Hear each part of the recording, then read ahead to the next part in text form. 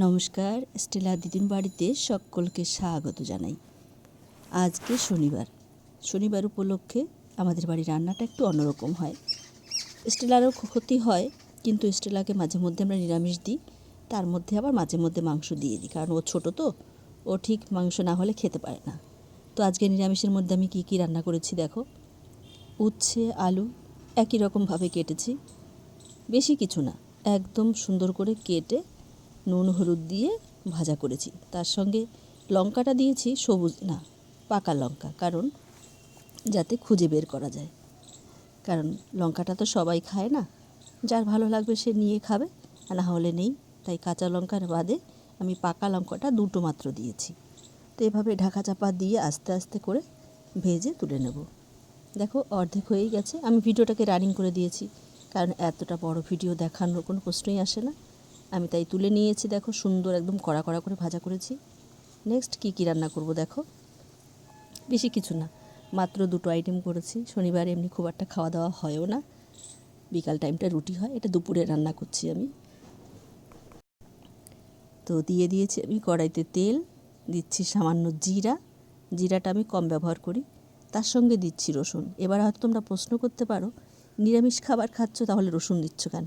এটাই তো প্রবলেম। কারণ আমাদের বাড়িতে নিরামিষটা সেরকমভাবে তৈরি করতে পারি না আমি, কারণ পেঁয়াজ রসুন ছাড়া আমি যেন কোনো রান্নাই করতে পারি না। তাই রসুন একটু দিলাম আজ। রসুন পেঁয়াজটা আমি নিরামিষের মধ্যে সবাই হয়তো বলতে পারে, তবু আমি ফেলতে পারি না, কারণ ওটা আমার না দিলে আর চলে না। 4-5টা রসুন কোয়া থেতো করে দিয়ে দিয়েছি। তার সঙ্গে দিয়ে দিলাম কিছু ভেন্ডি। শুধু জিরা দিয়ে ভেন্ডি রান্না করলে আমার যেন কেমন স্বাদ লাগে না, তাই নিজের মুখের টেস্ট অনুযায়ী আমি রান্না করি।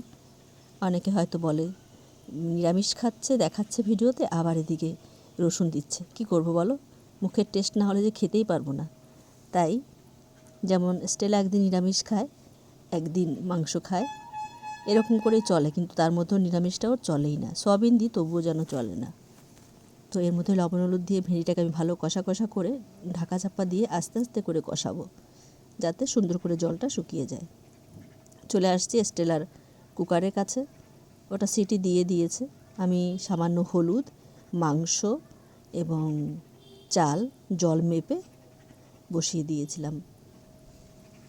তো শনিবার হলো, আজ আর মানতে পারিনি, কারণ গতকাল একটু সয়াবিন খেয়েছিল, ঠিক ভালো লাগেনি, খায়নি। তো আজ আবার মাংস এনেছিল। এটা রং খেলার দিন মাংস আনা হয়েছিল। তো এটা রং খেলার পরের দিনের রেসিপি আমি তোমাদেরকে দেখাচ্ছি। হয়তো ভিডিওটা আপলোড করতে একটু সময় লেগে গেল। এখানে আমি 5 পিস মাংস দিয়েছি, ছোট ছোট করে কেটে দিয়েছি অবশ্য। ভাতটা বেড়ে ফেলেছি যাতে ঠান্ডা হয়ে যায়, তাড়াতাড়ি দিতে পারি। ওর তো খিদে পেয়ে যায়, একটা কিন্তু বাঁচতেই চললো। তো যাই হোক, আমার ভেন্ডি কিন্তু কষানো হয়ে গেছে। দিয়ে দিলাম জল পরিমাণ মতো। এটাকে বেশি একটা ঢাকবো না, যেহেতু আগের থেকেই বেশ সফট হয়ে গেছে। তবু আমি রানিং করার জন্য ভিডিওটাকে কেটে দিয়ে রানিং করলাম। দেখো সুন্দর জলটা ফুটে উঠেছে। এই মুহূর্তে একটু টেস্ট করে নেব, লবণটা সামান্য কম লাগছে, একটু সামান্য লবণ এবং কয়েকটা দানা চিনি ফেলে দেবো টেস্টের কারণে, যেহেতু মাছ নেই। আর সবার আগে বলি, আমরা তপশিলি জাতি, নমশূদ্র, তাই আমাদের রান্নাবান্না একটু আলাদা। সবাই হয়তো ভাবে কীভাবে ভেন্ডি দিয়ে, শাক দিয়ে, মাছ দিয়ে রান্না করে, অনেকে অনেক কিছু বলে।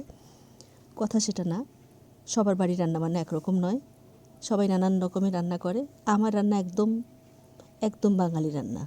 দেখো আমার দিদুন কিন্তু বসে গেছে, আমি থালার থেকে ভাতটা ওর বাটিতে ঢেলে ফেলেছি।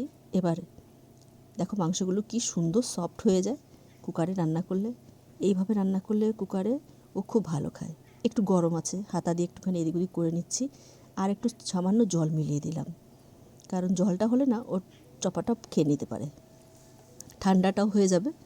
একটু গরম ছিল তাই সামান্য জল মিলিয়ে দিলাম। আর দেরি করবে না, আমার দিদুন কিন্তু খেতে বসে গেছে।